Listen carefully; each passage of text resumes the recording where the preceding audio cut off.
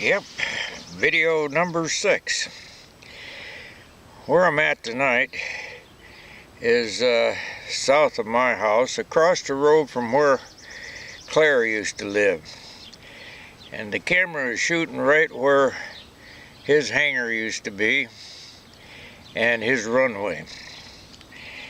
And the reason I decided to come down here tonight and do this was to tell a story about Howard and me flying and that sort of thing. So what happened was Claire had this hangar over here, and he had a runway. It was 900 feet east and west, and not a very good approach on this west end because there was a power line and some trees in his hangar. The east end was a good approach, but 900 feet, and it was narrow because Uncle Vern didn't want it very wide. He wanted to plant crops. He didn't want to waste land on a runway.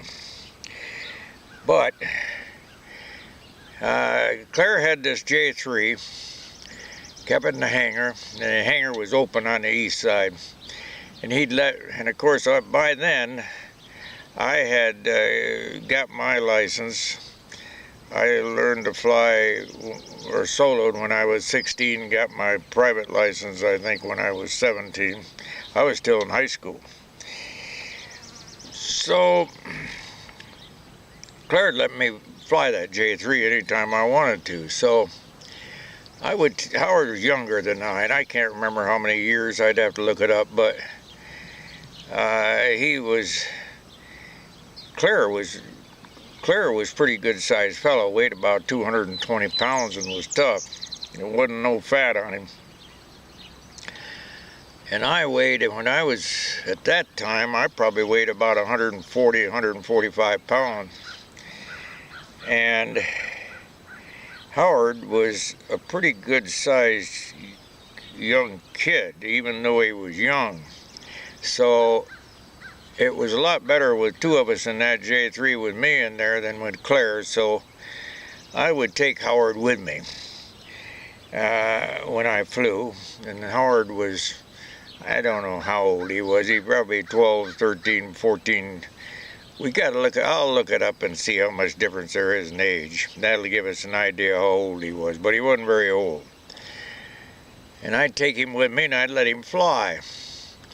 And he got so he could fly the airplane. I'd let him take off and land, and after a while he got good enough, so I thought he might as well go by himself. So even though all I had was a private license, so I probably was 17,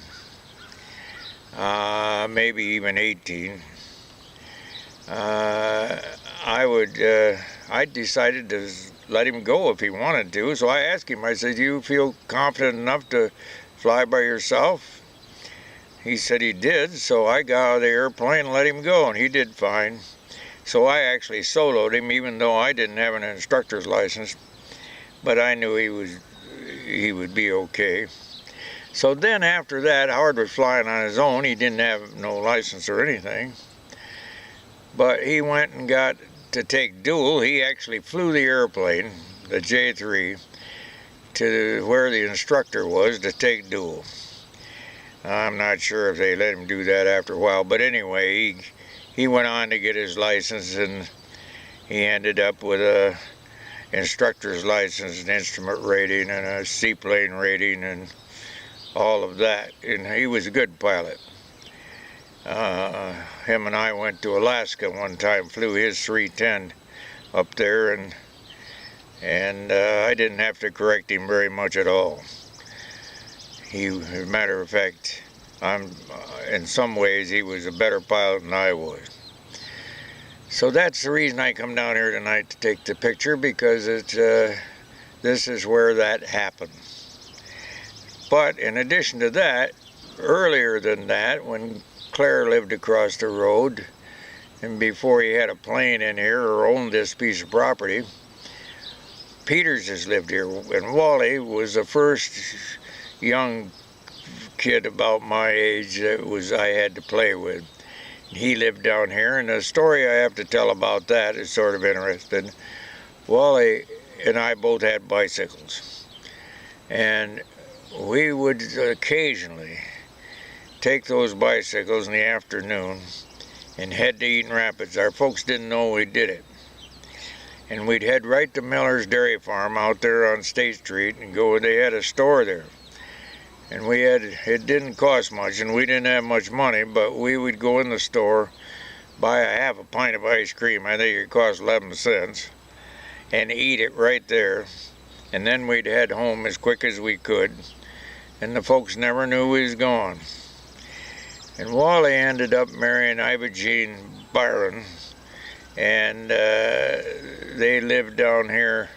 Matter of fact, Dad sold them a lot after Wally got back from Korea, and he built a house there, and him and Iva Jean had adopted a couple boys, and I was always been friends. They're gone, both gone now, but we was friends all their lives, and every now and then I'd stop and see them and visit with them, and so that was sort of good.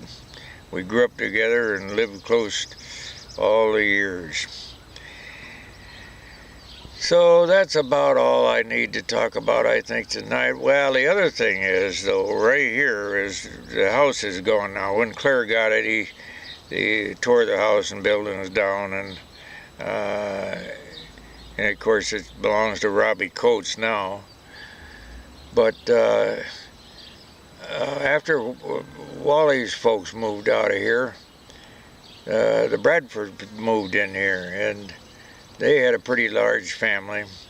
Twins, Lyle and Kyle, and Alden and Walt and Billy and Johnny and Jean. And an older one that was called Winona. And some of those are gone now, but Kyle ended up being a pilot. He was in the Air Force to become a pilot, was a pilot for Pan Am, flew 747s, lives out east of Eaton Rapids now, got a strip over there, and I often stop and see and visit with him. All of them good people, and I had a lot of fun growing up with all those kids. And then, of course, when they moved away, we was older, and I've lost track. But some of them, quite a few of them, are already gone. There's Kyle. I don't know just who all's left, but there's Kyle and Billy are still alive, and I'm about the oldest person around here. At any rate, that's the story for tonight. So, we'll see if we can keep this going. I can think of a lot of things to talk about. Thank you.